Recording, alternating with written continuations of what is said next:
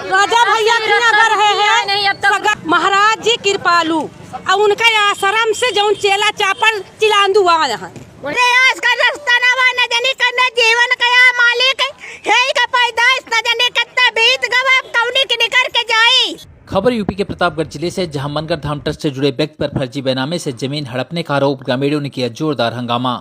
दरअसल विश्व प्रसिद्ध मनगर धाम ट्रस्ट से जुड़े व्यक्ति अंशुल गुप्ता पर ग्रामीणों ने फर्जी बैनामा कर जमीन हड़पने, दलित बस्ती का रास्ता बंद कराने और प्रशासनिक मिली भगत का गंभीर आरोप लगाया। सुनवाई न होने से नाराज सैकड़ों ग्रामीणों ने शनिवार को मनगर धाम के पास जोरदार प्रदर्शन कर न्याय की मांग की है। अमी साहब कही था कि हमारा रास्ता जान ले कि 8-9 फुट बीत गए और हमारा सबके तनी जिंदगी बीती जाती है और यही लड़का बच्चा कहीं है हमका सबका जो निकारत है कौने रास्ता की जाई, कौने रास्ता की जाई, हमका सब कौनो रास्ता नहीं ना और सकल छिया के लिए यहाँ पूरा यही रास्ता बाट है। महाराज जी कृपालू और उनका आश्रम से जौन चेला चापल चिलांदू आया है वहीं जौन रोका महाराज जी तो कबो नहीं सताएं, महाराज जी कबो नहीं सताएं, न याजी सताई ही और न उनका मेहरारू सताएं, न उनके लड़का सताएं, न दीदी सताई। जौन अब आए हैं वही जौन आए हैं घूम के जौन चिलानू आए हैं दुनिया का वही हमका सबका सतावा। कहीं शिकायत आप लोगों ने इसकी की? अरे हाँ भैया प्रधान राजा भैया कर रहे हैं सगल घर है और कहाँ जाई साहेब जहाँ जहाँ हमारी जानदारी तहाँ तहाँ हम सब गए हैं। सुनवाई कहीं नहीं, राजा भैया किए तक हम सब अभी ही बंद है सुनवाई है। राजा भैया रोक लगाए हैं हमारे माँ पुष्पा देवी। अरे आज का रास्ता न जाने करना जीवन का मालिक है का पैदाइश न जाने कितना बीत गवा कौनी के निकर के जाई। आज ले लेने काल से है तो आज हमारे सबका निकार बंद कर दे है 5-6 फुट बीत गए 5-6 फुट के कह जाने कौन जिंदगी का यही का बसिंदा यही में का यही हम सब कथा से बसिंदा तो और नहीं ना है। विश्व प्रसिद्ध मनगर धाम ट्रस्ट से जुड़े अंशुल गुप्ता पर ग्रामीणों की जमीन फर्जी बैनामे के जरिए हड़पने और ट्रस्ट के प्रभाव में राजस्व विभाग के अधिकारियों द्वारा एक तरफा कार्रवाई किए जाने का गंभीर आरोप लगा है। इसी प्रकरण से आक्रोशित सैकड़ों ग्रामीणों ने शनिवार को मनगर धाम के समीप जोरदार प्रदर्शन कर न्याय की मांग की। ग्रामीणों ने बताया कि जब तक जगत गुरु कृपालू जी महाराज जीवित थे तब तक किसी प्रकार की परेशानी नहीं हुई, परंतु उनके निधन के बाद ट्रस्ट से जुड़े अंशुल गुप्ता द्वारा गरीबों की जमीन हड़पने और दलित बस्ती की राह बंद कराने का प्रयास शुरू कर दिया गया। गांव के निवासी प्रवीण यादव ने जिलाधिकारियों को शिकायती पत्र देकर आरोप लगाया कि ट्रस्ट से जुड़े अंशुल गुप्ता ने राजस्व विभाग की मिलीभगत से उनकी लगभग 3 बीघे बेशकीमती जमीन फर्जी वसीयत के आधार पर अपने नाम कराने का प्रयास किया। प्रवीण यादव ने बताया कि पिता के निधन के बाद उक्त भूमि की वरासत उनके और उनकी मां के नाम दर्ज हुई थी। इसी बीच अंशुल गुप्ता ने उनकी बहन से संपर्क साधकर सादे कागज पर फर्जी वसीयत तैयार कराई और विधि विरुद्ध तरीके से बैनामा करा लिया। मामला न्यायालय में पहुंचा तो निर्णय प्रवीण यादव के पक्ष में आया। हालांकि बाद में ट्रस्ट से जुड़े अंशुल गुप्ता ने न्यायालय को गुमराह करते हुए यह दावा किया कि प्रवीण यादव कथित पिता की जैविक संतान नहीं है, अतः उन्हें उत्तराधिकार या संपत्ति पर किसी प्रकार का वैधानिक अधिकार नहीं है।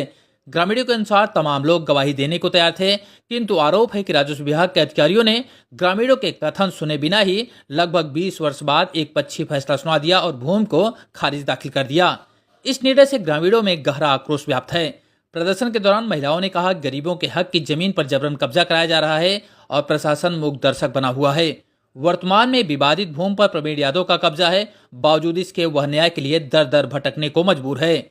जब इस संबंध में एसडीएम कुंडा से जानकारी प्राप्त करने का प्रयास किया गया तो उन्होंने फोन नहीं उठाया।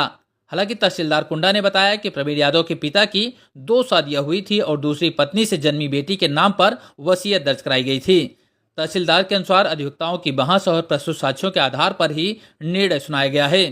हालांकि ग्रामीणों का कहना है कि 2 शादियां भी हुई थी तो भी प्रवीण यादव और उनकी मां के भूमि पर वैधानिक हक बनता है। ऐसे में सवाल उठता है कि क्या यह फैसला ट्रस्ट से जुड़े प्रभावशाली व्यक्तियों के दबाव में लिया गया। फिलहाल पीड़ित न्याय की गुहार लेकर जिलाधिकारी से लेकर मुख्यमंत्री तक गुहार लगा रहा है। वहीं ग्रामीणों ने भी पीड़ित के समर्थन में आंदोलन की चेतावनी दी है। अब आइए आपको सुनाते हैं क्या कुछ आरोप लगाया है पीड़ित प्रवीण यादव ने। मामला हम प्रवीण कुमार यादव उगरपुर निवासी, पोस्ट मनगर, कुंडा, तहसील थाना कुंडा, जनपद प्रतापगढ़। हमारे पिताजी 2001 में ख़त्म हो गए थे। उसके बाद हमारा विरासत हमारे माँ के नाम दोनों का विरासत हुआ। विरासत होने के बाद 6 साल बाद हमारी बहन जगपति ने एक फर्जी सादे कागज़ की वसीयत के ज़रिए उन्होंने मुकदमा दायर किया। मुकदमा दायर करने पर उन्होंने हमारे पास कोई नोटिस नहीं भेजी, जिससे हमें जानकारी नहीं हुई। उन्होंने एक पक्षी आदेश 2008 में करा लिया। उसके बाद जब 13 में हमें जानकारी हुई, खतौनी हमने निकलवाया, जानकारी हुई तो हमारी माता जी ने बात दायरा पेश किया। बात दायरा पेश करने में मुकदमा उन्होंने फिर उनके पास नोटिस गई जगपति के पास, उन्होंने आपत्ति दाखिल किया। उसके बाद दोनों के बीच में मुकदमा कागाथिन चल रहा था।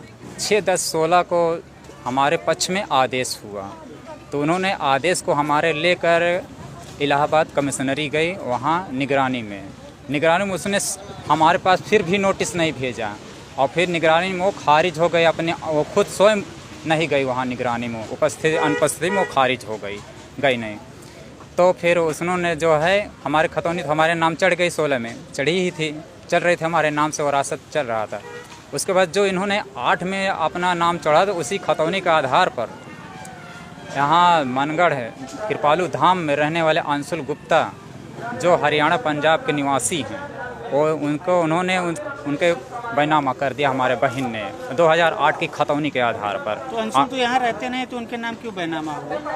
यहाँ रहते हैं कागज मनगढ़ धाम में रहते हैं, कृपालू धाम में वो, तो उन्होंने बैनामा हमारे बहन से करा लिया। बैनामा हमारे बहन ने कर दिया 2008 की खतौनी के आधार पर, जबकि जो हमारी खतौनी उसमें का आदेश छुपा कर कैसे फराड की, कैसे किया कि वो 8 वाले खतौनी का आधार उन्होंने बैनामा कर दिया।